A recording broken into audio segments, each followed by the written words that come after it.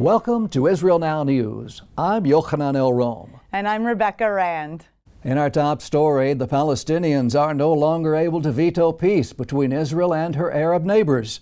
That's the word from Prime Minister Benjamin Netanyahu, who made the comments during a press conference with top White House officials.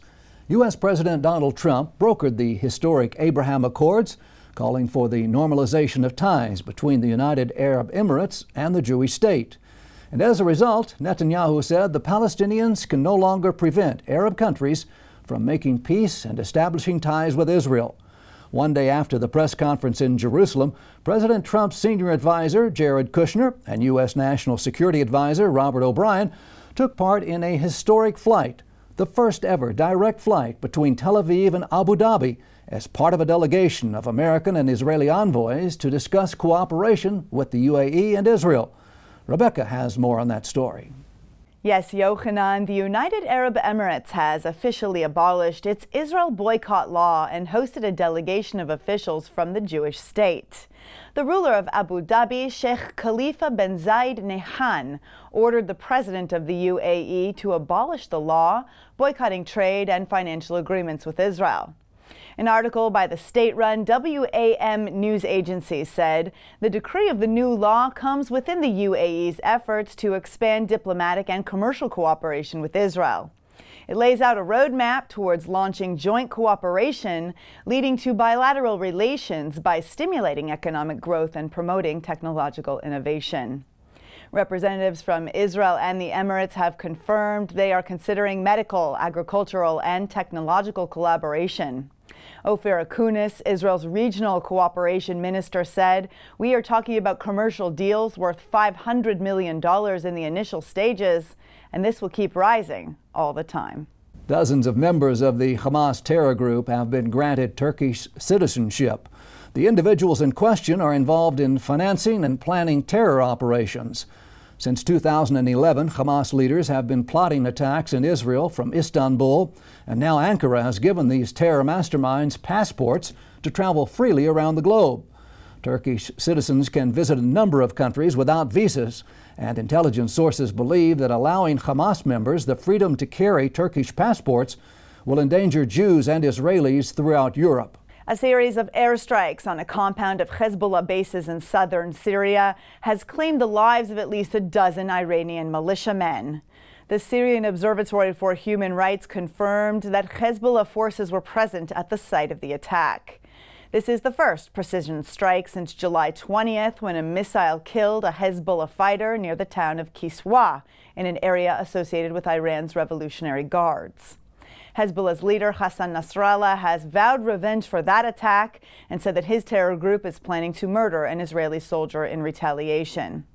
The IDF has prevented at least 3 infiltrations by Hezbollah operatives over the past several weeks. The families of 3 Israeli teens who were brutally murdered have filed a lawsuit against Hamas. In 2014, the entire nation of Israel was paralyzed by the abduction of Eyal Yafrach, Gilad Shaer, and Naftali Frankel. The boys were taken from a bus stop in Judea, then brutally murdered by Palestinian terrorists and buried in a rocky field. The families, represented by the Israeli illegal powerhouse Jurat Hadin, are requesting 520 million shekels, or $158 million, in wrongful death compensation. While understanding that there is little or no chance of Hamas actually paying the settlement, the strategy is to pressure the Israeli government to confiscate taxes it collects for the Palestinian Authority, which transfers $100 million to Hamas each month. Southern Israel has been plagued by thousands of homemade incendiary balloon bombs launched from Gaza. These aerial improvised explosives detonate on landing and have ignited thousands of acres of land in the Jewish state. A new innovative laser system called the Light Blade is working to combat this threat.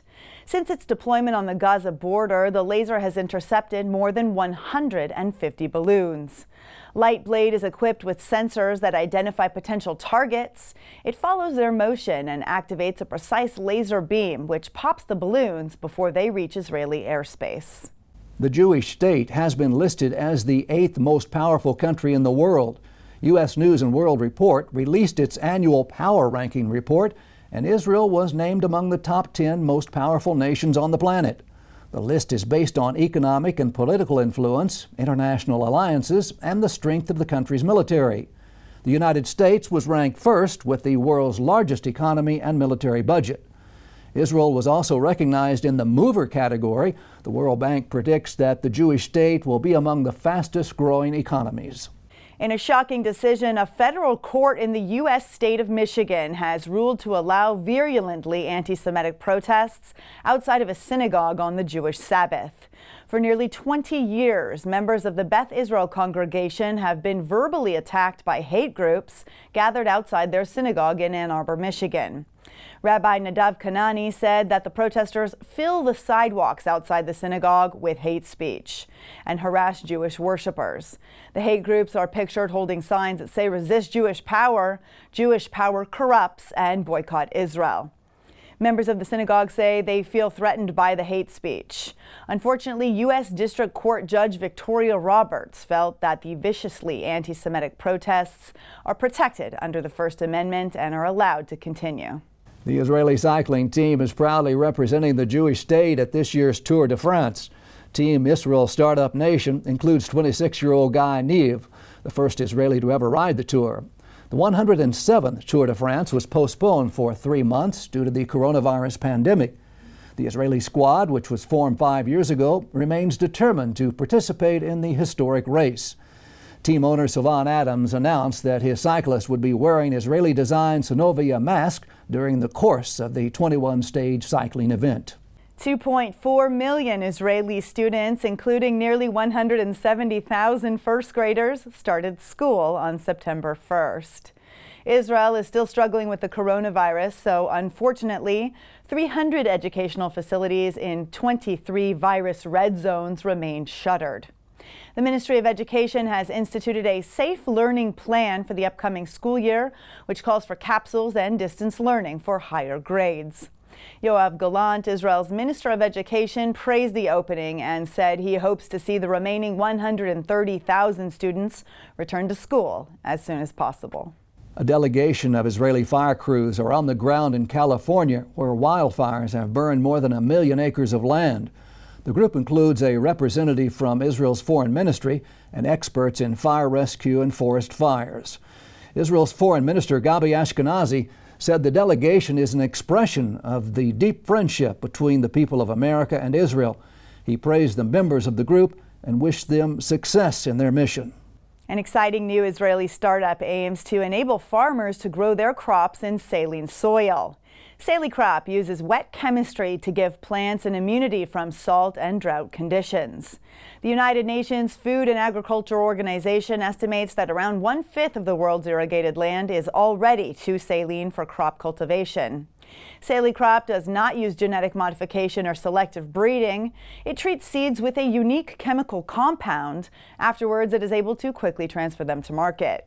Salicrop claims that overall crop production is increased by 12 to 32% with the use of its solution. Dotan Borenstein, the CEO of Salicrop, said their vision is to allow small farmers and even countries to practice agriculture under difficult conditions and in areas where before it was not economically viable. The new book, Titus, Trump, and the Triumph of Israel, has broken Geffen Publishing's pre-sale record. Josh Reinstein, the director of the Knesset Christian Allies Caucus and president of the Israel Allies Foundation, writes about the phenomenon of faith-based diplomacy and the fulfillment of prophecy in modern Israel. Reinstein said he's not surprised by the success of the book. He added there are many books written from a political perspective on Israel and also many from a biblical perspective, but this is the first to mesh the two together. Reinstein added that anyone who truly knows Israel understands that you cannot have one without the other.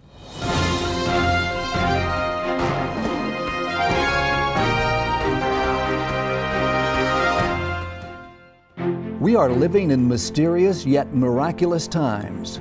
We've witnessed the most remarkable fulfillment of biblical prophecy, the Jewish people's return to Israel, and the prosperity and contributions of this tiny country in such a short time. Yet we've also seen an unexpected rise in anti-Semitism, which takes the form of anti-Zionism. and alliances between groups that are fighting against the most fundamental biblical values. In the book Titus, Trump, and the Triumph of Israel, Josh Reinstein answers important questions to clarify what has driven political action from the time that the Roman Emperor Titus destroyed Jerusalem until today, when President Trump recognized Jerusalem as Israel's capital. Get your copy today and learn how faith-based diplomacy has changed the world. To order your advance copy, go to triumphofisrael.com.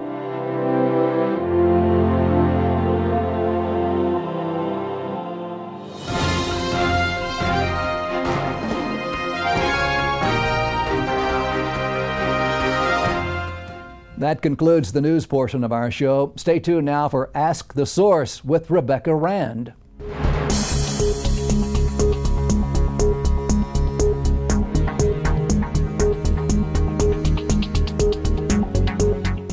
Welcome to Ask the Source. I'm your host, Rebecca Rand, in our beautiful Jerusalem studio. Our guest today is Josh Reinstein, the director of the Knesset Christian Allies Caucus and the author of the new book, Titus, Trump, and the Triumph of Israel. Thank you for joining us, Josh. Thank you for having me on the show, Rebecca. Your new book just came out this week. Tell us all about Titus, Trump, and the Triumph of Israel.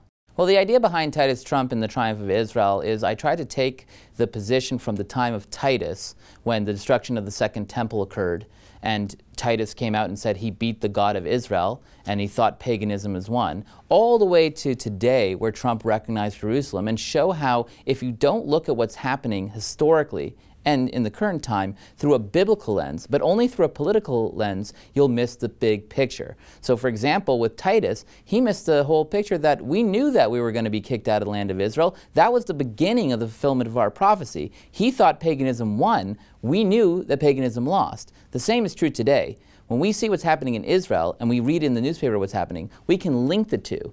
So when you understand the Bible and the prophetic ideas of what's happening in Israel, you can then understand what's happening in the geopolitical realm as well. And that's what the book does. Interesting. What made you decide to write this book, Josh? Well, I've been the director of the Knesset Christian Allies Caucus since 2004 and the president of the Israel Allies Foundation. We started Israel Now News at around the same time 10 years ago as well.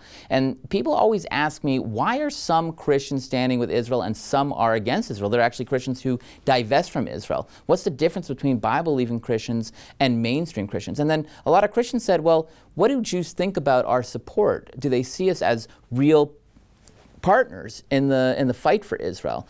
And a lot of these questions kept on coming up again and again. So I thought the best way to answer these questions is to write a book and to basically have a manual that's entertaining, but also gives real ideas of how Jews and Christians should work together in the 21st century. Why are some people against Israel? What are things we can do to cooperate? And so I try to lay it all out in Titus, Trump, and the Triumph of Israel. Josh, you're the director of the Knesset Christian Allies Caucus and the president of the Israel Allies Foundation. How did those positions influence your writing of this book? Well, it's very interesting. We realize today that it's Christians, not countries, that stand with Israel. And that's why we developed the concept of faith-based diplomacy. In the Knesset Christian Allies Caucus, we have members of Knesset from 7 political parties, left to right, religious, secular. And what we do is we develop real lines of cooperation and communication with Christian leaders around the world. And we ask them to take their biblical support and turn it into real political action. The work of the Israel Allies Foundation is to coordinate the 42 Israel Allies Caucuses in countries around the world. The over 1,000 members of parliament we have in our network. But all this only works if grassroots Christians are standing with Israel and are demanding action from their leadership, their religious leadership and their political leadership. And that's why the book's so important. It gives basically a manual for how Christians can get involved, get off the sidelines, and get involved with the fulfillment of biblical prophecy here in Israel. Josh, you're also the founder and producer of Israel Now News. Why should our viewers read this book? I think this book is tailor-made for the viewers of Israel Now News because these are people who've been watching for now almost a decade the show. We have some new viewership as well, but Bible-believing Christians around the world really want to know what's happening in Israel today and how does that play a role in their lives. And now we have a book that I came out with that basically says, you know, this is what we've been telling you from a news point of view, but this is how it lines up with the Bible. And I always say the best way to understand the Bible is to come to Israel, to open it up. The Bible really really comes to life.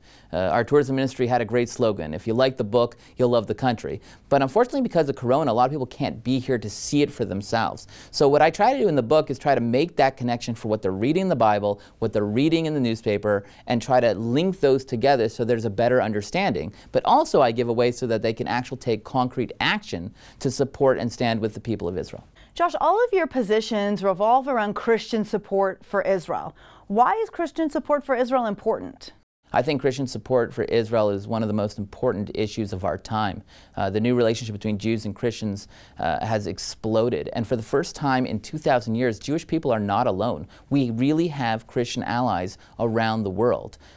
Former Senator Brownback, who's now Ambassador Brownback, described it as Jews and Christians walking up a mountain, but from different sides, and are finally seeing each other at the top. And that's what we're seeing today. But we're seeing also around the world an incredible unity among people who hate Judeo-Christian values, people who hate the God of Israel and the Bible of Israel. And those people are uniting against Judeo-Christian values. At the same time, if Jews and Christians don't work together to defend Judeo-Christian values and God's covenant with Israel, we're not going to lose. We know we win in the end of this book. We read the end of the story, but it's going to be a very hard road. A lot of your book deals with President Trump and his administration and the things that they've done for Israel. Why was that an important topic for you to write about? Look, Donald Trump has done more for the state of Israel than any other president in our history. And the reason he's done it is not because he's just the most incredible supporter of Israel. I mean, he's a great supporter. But it's because Bible-believing Christians got involved and asked for him to do these things. Now, President Trump keeps his word, but he gave his word that he was going to move the embassy to Jerusalem. He gave his word that he was going to defund UNRWA, that he was going to recognize the Golan Heights. And I hope soon we'll see that he's also going to recognize sovereignty in Judea and Samaria. And these things are happening because people of faith have not just prayed about it, they've gotten involved with it. And they said, you know, we're going to vote for you, we're going to support you, but we need you to do things for us too. And what we need you to do is stand with Israel. So the fact that Christians are standing with Israel today is really the big difference in international support for Israel and isolation for Israel. Josh, what has been the reaction to your book so far? You know, it's really been humbling and incredible to see that so many people have rallied behind the book and are starting to buy it in such a magnificent way. We've seen a lot of sales online, but one of the big surprises was churches and organizations were buying it wholesale and distributing it to their congregations. So to see that there's really been a movement within the Christian world to buy the book, Titus Trump and the Triumph of Israel, has been really you know, an incredible experience for me as the author. But also we're seeing Jewish people buying it and getting involved with this story and starting to understand why Christians are standing with Israel. You know, for many years, Christians have been seen by the Jewish community as enemies. You know, we've had a horrible past. A lot of people blame Christians for even the Holocaust. But today, Christians are standing with Israel, and there's a lot of mistrust. I think the book has really done a lot to heal that wound and to bring Jews and Christians closer together, which is really what the goal was all along. Josh, there's literally tens of millions of viewers watching the show right now. What message do you have for our viewing audience? My message to the viewing audience is simple. Please go out and buy the book, Titus Trump and the Triumph of Israel. I think for you, it will empower you to do incredible things for Israel. And I know our viewers are positioned in that place to do things for Israel, to act for Israel. But also there are a lot of people that you may know that aren't involved with the story for Israel. Maybe they pray for Israel, but they don't actually take concrete steps for Israel. And I think that, you know, concrete steps don't mean, you know, support Israel or send money to Israel. It could be a variety of things. It could be just going out and voting for candidates that support Israel. It could be writing an op-ed about the importance of supporting the only free democracy in the Middle East. But I think this book is a great tool for you to engage your friends and your family on the issue of Israel. So if you have a passion for Israel, my number one thing to recommend would be to buy the book and then spread it around. Give it to your friends, teach it to your children, get it to your pastor, and get it out to your congregation. Thank you, Josh, for being on the show, and thank you for tuning in to Ask the Source. I'm your host, Rebecca Rand, and now back to the studio.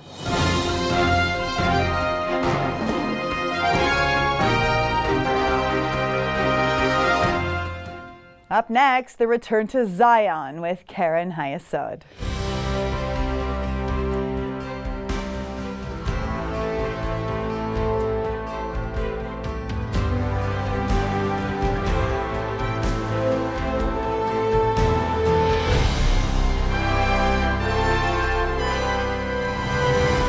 Shalom. and welcome to the Return to Zion with Keren HaYesod. I'm Sam Grunberg, World Chairman of Keren HaYesod United Israel Appeal, the leading official fundraising organization for the State of Israel. Today, you will witness the fulfillment of biblical prophecy through the gathering of the exiles. God bless you from Jerusalem.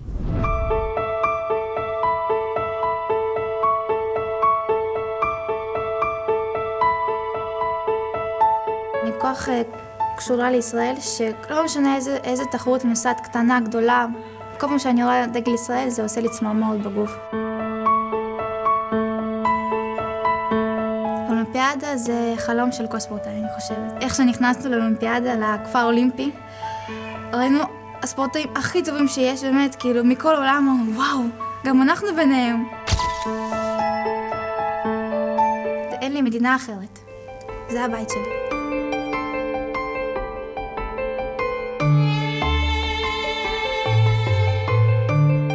העלייה לישראל היא עוזרת להגשים לי את החלומות שלי, היא עוזרת לממש את השאיפות שלי ואת הפוטנציאל שלי כאומן. למרות שהמשפחה שלי היא משפחה יהודית, עד גיל 14 בערך לא היה לי שמץ של מושג מה זה להיות יהודי, חוץ מזה שזה לא הנושא שכדאי לדבר עליו בקרב החברים ובבית ספר ובמקומות ציבוריים בכלל. לא פחדתי לעלות. לא פחדתי לעלות כי ידעתי שאני לא אהיה לבד. לא פחדתי לעלות כי ידעתי שלמרות שאני עוזב את הבית והמשפחה שלי לא תהיה איתי, אבל יהיה מאחוריי גב.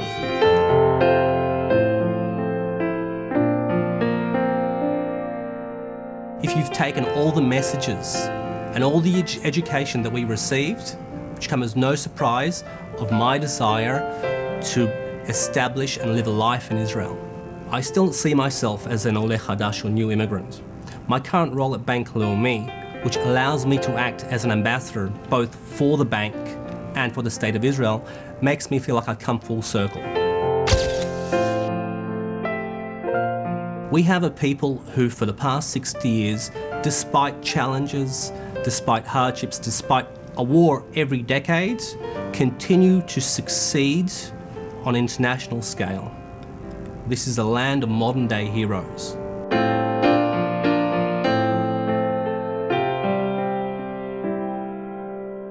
הגעתי מטרנסילבניה, ברומניה, הייתי בן 14. כאן ראיתי פעם ראשונה חיבור בראייתי מדהים בין השורשים שלנו, תורת ישראל, עם ישראל וארץ ישראל. כל אחד מכם כאן יכול להגיע, כי נותנים לו את ההזדמנות, הרבה בזכות קרן היסוד והתרומות שאנשים טובים נותנים, להתחנך, לגדול ולהיות יום אחד מן הימים רופא, פרופסור באוניברסיטה, רב, מדען או אלוף בצה"ל. בלעדיכם התורמים היה קשה למדינת ישראל להתמודד עם האתגר הזה ולהבטיח שאנחנו לאורך זמן נממש את החלום שלנו להקים מדינה בטוחה ובית לעם היהודי.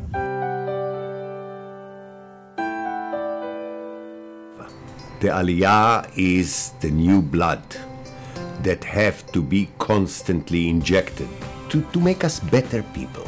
And in order to make us better people, we need Aliyah.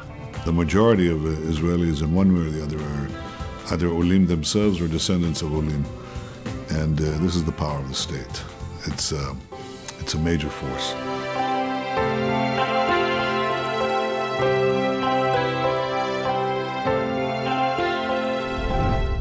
Due to the coronavirus pandemic, we're expecting a massive wave of Aliyah from Jewish communities all around the world.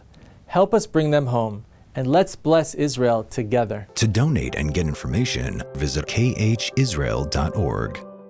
Yesterday, the Emirates officially abolished the anachronistic boycott of the Jewish state, and this opens the door for what I can only call unbridled trade, tourism, investments, exchanges between the Middle East, two most advanced economies. And you will see how the sparks fly on this. It's already happening. The day will come, and it won't be far away, when we will ask, how could it have been any other way? Because today's breakthroughs will become tomorrow's norms. It will pave the way for other countries to normalize their ties with Israel. I think for far too long the Palestinians have had a veto on peace, not only between the Palestinians and Israel, but between Israel and the broader Arab world. And if we're up to some of these Palestinians, Israel would have to withdraw to the indefensible 67 lines, expel over 100,000 Jews from their homes in our ancestral homeland, divide our capital, Jerusalem, flood Israel with descendants of refugees, put our country at risk while still refusing to recognize the one and only Jewish state. Now, this has been a long-held position on them. I told Jared and the delegation that on the 100th anniversary of the Balfour Declaration 3 years ago, they were suing Britain. They planned to sue Britain for the Balfour Declaration. So if we have to wait for the Palestinians, we would have to wait forever. Well, no longer. Two things have changed that. The first thing is the Trump plan, and the second thing is the willingness of Arab states, supported enormously by the United States of America, to advance peace without a Palestinian veto. The Trump plan is the first realistic initiative for an Israeli-Palestinian peace. Israelis and Palestinians won't have to leave their homes. No one will be uprooted.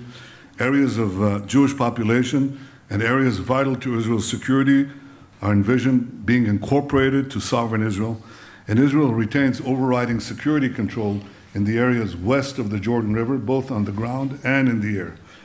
I've expressed my willingness to negotiate peace on the basis of the Trump plan, and as more Arab and Muslim countries join the circle of peace, the Palestinians will eventually understand that their veto is dissipated, and they will be hard-pressed to remain outside the community of peace. The biblical prophecy is unfolding right before our very eyes. The people of Israel are returning to the Promised Land after 2,000 years of exile. Bless Israel by supporting Keren HaYesod United Israel Appeal, the leading official fundraising organization for the State of Israel. Let's bless Israel together. To donate and get information, visit khisrael.org.